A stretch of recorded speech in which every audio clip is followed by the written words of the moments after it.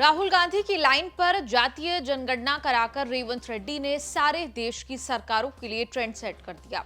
जातीय जनगणना से पता चला कि तेलंगाना में ओबीसी की आबादी जितनी आबादी है उतना हक नहीं मिल रहा है। हक दिलाने के लिए सरकार ने आरक्षण को नया कानून बनाया।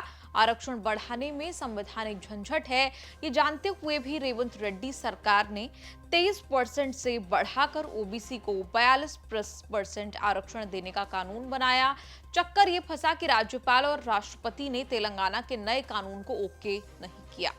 तेलंगाना के ओबीसी बिल का विवाद चल ही रहा है कि मध्य प्रदेश की बीजेपी सरकार के सीएम मोहन यादव ने बड़ा छक्का मारने की कोशिश की।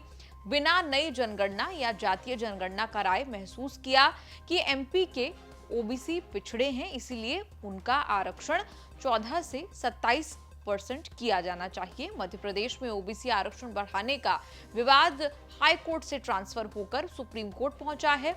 8 अक्टूबर को जस्टिस पीएस नरसिम्हा और जस्टिस एएस चंदोरकर की बेंच सुनवाई करके फैसला करेगी कि एमपी के ओबीसी को 27% आरक्षण बढ़ाना सही है या नहीं। ओबीसी आरक्षण बढ़ाने का फैसला मध्य प्रदेश हाईकोर्ट ने रोका हुआ है। हाईकोर्ट में दायर 70 याचिकाएं 2024 में सुप्रीम कोर्ट में ट्रांसफर हो गई, जिन पर अब सुनवाई की बारी आई है। सुप्रीम कोर्ट ने अभी तक हाईकोर्ट का आदेश पलटा नहीं है। 8 अक्टूबर से रोज सुनवाई शुरू होगी। सीएम मोहन यादव की बीजेपी सरकार ने ओबीसी आरक्षण 27% करने का बचाव करना सुप्रीम कोर्ट में हलफनामा दायर किया। वहीं से विवाद तेज हुआ तो बीजेपी को भारी पड़ रहा है। ओबीसी, जातीय जनगणना, जितनी आबादी उतना हक, ये सब राहुल गांधी ने भारत जोड़ो यात्रा के दौर से बोलना शुरू किया।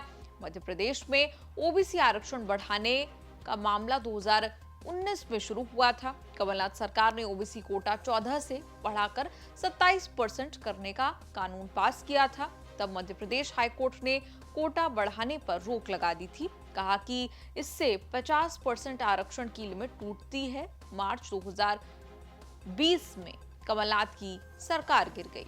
बीजेपी सरकार आई तो ओबीसी कोटा बढ़ाने का कांग्रेस सरकार का आइडिया इतना बढ़िया लगा कि ओबीसी आरक्षण 14 से बढ़ाकर 27% कराने में जान लगा दी।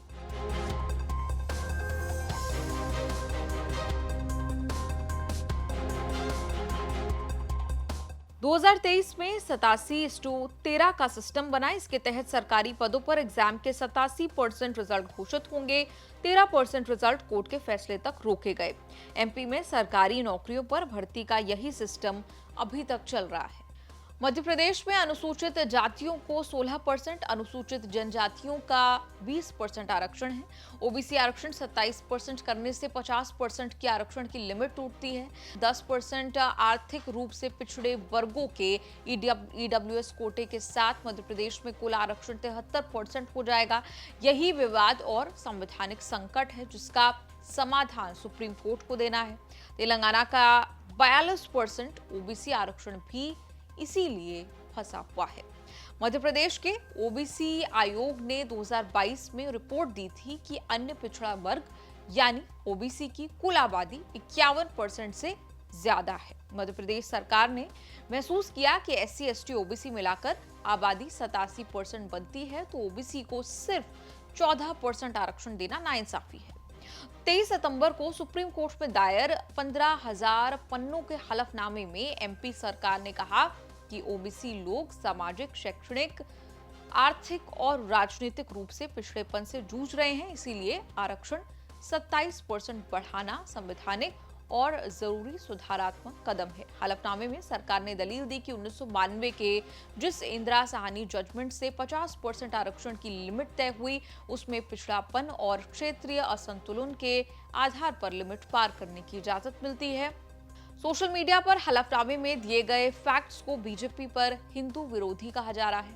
ऐसे स्क्रीनशॉट तैर रहे हैं जिनमें दावे हैं कि एमपी की बीजेपी सरकार ने 80% हिंदुओं के पिछड़ेपन के लिए रामायण, मनुस्मृति जैसे हिंदू धर्म ग्रंथों को दोषी ठहराया है।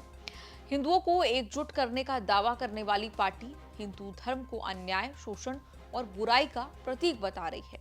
वायरल दावों पर एमपी सरकार ने कहा कि हलफनामे को लेकर शरारती लोग असत्य, मिथ्या और भ्रामक बातें फैला रहे हैं। हलफनामा वायरल होने से 42 साल पुराने रामजी महाजन कमीशन की रिपोर्ट सवालों के घेरे में है, जिसके अंश बीजेपी सरकार ने हलफनामे में शामिल किए। 45 साल पहले 1980 में कमीशन ने ओबीसी आरक्षण 35% करने की सिफारिश की थी।